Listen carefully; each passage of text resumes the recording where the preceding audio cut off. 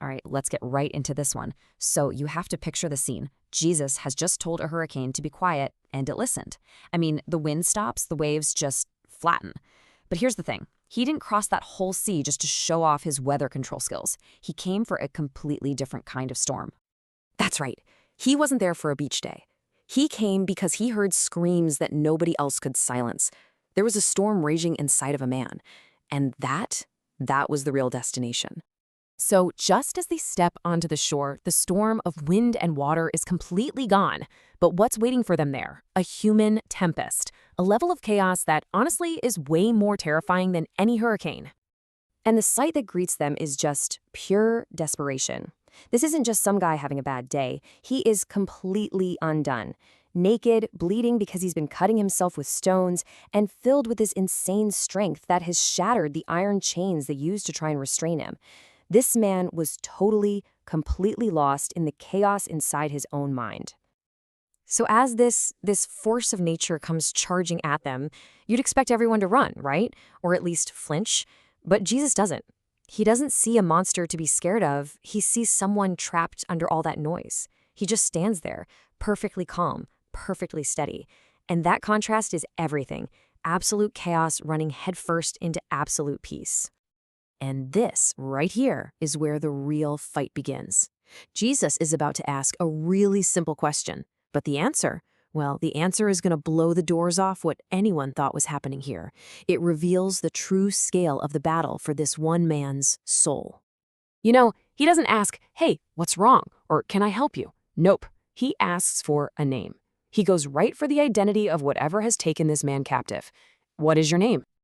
And the answer comes back like a crack of thunder.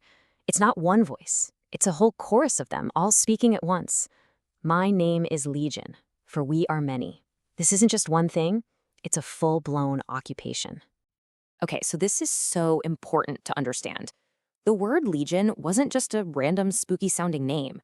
For anyone living back then, a Roman legion was the ultimate symbol of power on Earth. We're talking 5,000 soldiers, a disciplined, organized, unstoppable, conquering force. This name, it was a declaration of war. So when they said legion, it was a boast. It was a threat. It meant, we're an army. We are everywhere in here, and we have totally conquered this ground. This man, he belongs to us, body and soul. So this whole thing turns into a showdown, right? It's not just Jesus versus some problem. It's the authority of a single person against an entire army of darkness. So how does that even play out? I mean, just think about that number for a second. An army of 5,000 warring inside one single person. The scale is it's staggering. It was designed to terrify you, to scream, "We are unstoppable." But here's the twist, the whole point of the story. Jesus doesn't flinch. He doesn't try to bargain. He doesn't back down an inch. Because when he's faced with this so-called unstoppable power, he just calmly reveals that he is the actual authority in the room. His power isn't from around here, and it plays by a completely different set of rules. And with a single command, he evicts the entire army of darkness from the man and allows them to go into a nearby herd of pigs. And how many pigs were there? About 2,000 of them. That's just how massive this occupying force was. It was enough to send a herd of 2,000 animals into a complete panic. And here's where it all comes full circle. It's really beautiful. That whole herd of pigs stampedes down the hill and right into the sea. The very same water that had just obeyed his voice and become calm now becomes the very thing that swallows up all the darkness that had been torturing this man. What an incredible, dramatic story. But why does it matter to us now, thousands of years later? Well, because it's pointing to a really crucial truth. We all face storms. But the most dangerous ones, they're not always the ones outside of us. The real point here is about that storm within. So let's unpack what that means. See, these two events are put right next to each other for a reason. On one hand, you have the storm around us, the hurricane on the water, this big, scary, visible thing that Jesus silenced with a word.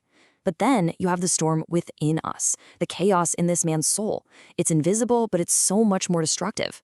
The story is this powerful message that his authority isn't just over the physical world, but over the unseen storms of fear, anxiety, and despair that can rage inside of us.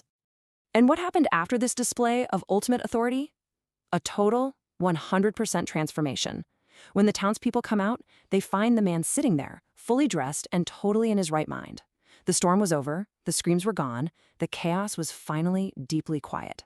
And it was replaced by a peace that must have been just as shocking as the madness that came before it. So here's the bottom line, the big takeaway that connects both parts of this story. The same one who can command the physical sea can also command the human soul. The very same authority that can speak to wind and waves and tell them to stop is the same authority that can speak into our own deepest, darkest internal storms and bring not just quiet, but real, healing peace. Because, this story isn't really about a man who lived 2,000 years ago. It's a demonstration of power over every single kind of chaos. The message is clear. That same authority is available to us right now. So it's not a question of if he can bring peace to our inner storms, but whether we'll let him. And that leaves us with this final, really important question to think about. What storm will you let him calm?